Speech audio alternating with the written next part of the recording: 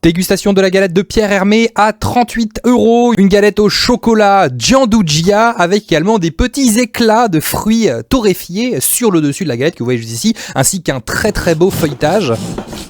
L'intérieur de la galette est on ne peut plus rempli. Vous remarquerez évidemment que j'ai coupé sur la fève comme d'habitude. Et déjà on a l'odeur, en fait c'est assez intéressant, on a l'odeur des fruits secs torréfiés qui viennent remplir le nez. J'ai très hâte de la déguster. On va découper une petite part ici. Ce que je vous propose, c'est comme vous le voyez évidemment le chocolat. Je coupe sur la fève. Le chocolat qui est sur le dessus, en fait nécessite quand même de la passer au four. Donc je la passe au four et on la déguste. Voilà, elle est toute chaude et évidemment vous voyez que le chocolat est légèrement luisant. Alors on prendra la fève après pour voir à quoi elle ressemble. Mais c'est parti pour la dégustation.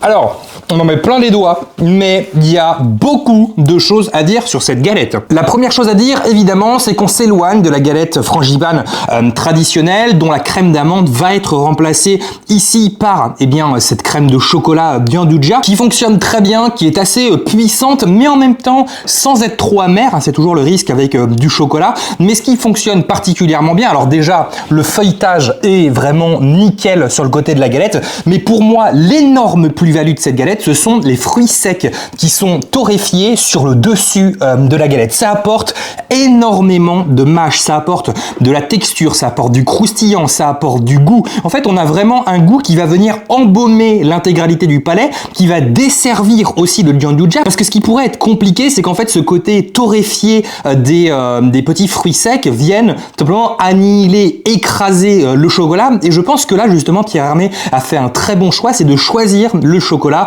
Gianduja qui vient servir ces fruits secs torréfiés, et les fruits secs torréfiés viennent également sublimer aussi ce chocolat. Alors on va regarder un petit peu ce qu'on a en termes de fèves.